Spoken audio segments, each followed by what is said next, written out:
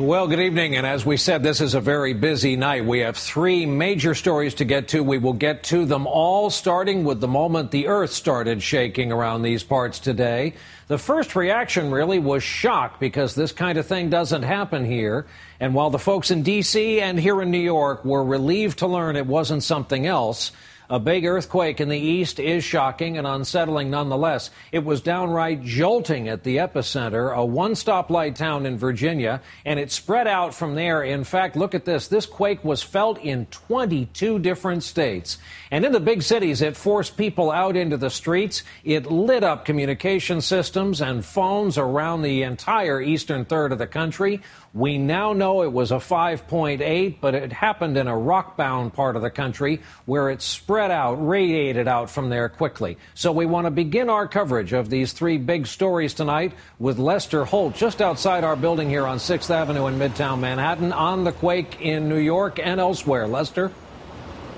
Brian, good evening. What a strange turnabout it was. Those of us here in the East Coast getting phone calls from friends and relatives in the West asking if we were okay from an earthquake. The short answer is yes. Very little in the way of major damage. And despite the fact a lot of folks ran to the streets instead of under their desk, very few reports of injuries. Experts say the quake was exceptionally shallow, amplifying its power and its reach, collapsing walls and causing moderate damage from Virginia to New Jersey, and catching people everywhere off guard. You know, if you feel like the building's moving right now, it's because it does feel like we had a bit of a mini earthquake in here, and the building is moving. Some 80 miles from the epicenter in Washington, D.C., the Capitol, White House, and national monuments were evacuated.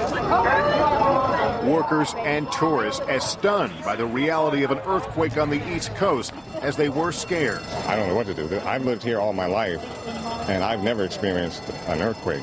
At the National Cathedral, several pinnacles of the main tower were snapped off.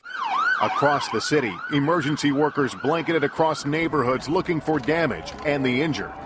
In New Haven, cameras were rolling as the quake brought a tennis tournament to a sudden halt. In New York City's financial district, where the wounds of 9/11 are still tender, the shaking provoked more than just nervous jitters as office workers spilled into the streets. Reporters who had gathered nearby for a press conference on the Dominic Strauss-Kahn case quickly evacuated as the building shook. So, no, I'm okay. I've been through earthquakes in Seattle. The quake struck at 1:51 Eastern Time. With phone networks quickly overwhelmed, Twitter messages told us how far it was felt. Earthquakes in the eastern U.S. are felt over a much wider area than earthquakes in the western U.S. It was even felt in Martha's Vineyard, where President Obama and his family are vacationing. While quakes of today's size are not uncommon in the West, this was the first quake many here on the East Coast have ever experienced. I didn't know what to think. I really didn't. I didn't know what to think. It just scared me so bad. The whole building was shaking. At least one smaller aftershock followed the main quake, and experts say more are likely in the coming days. What was that? Airports from Washington to New York were closed temporarily as runways were inspected and control towers were evacuated as a precaution. Also, Amtrak service was temporarily suspended. Brian, things slowly getting back to normal on the transportation front this evening. Lester, there's a trending topic on social media tonight called tremor envy. For all those who were in the area yet were doing something that meant they didn't feel it, everyone in the Eastern Third is asking each other, where were you? Where were you when it hit?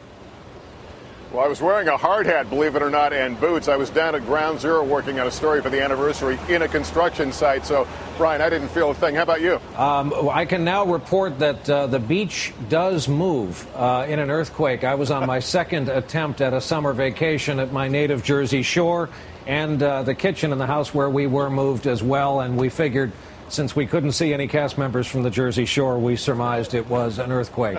Lester Holt, right outside the building, 6th Avenue. We're glad the news is good, at least around these parts. Thanks.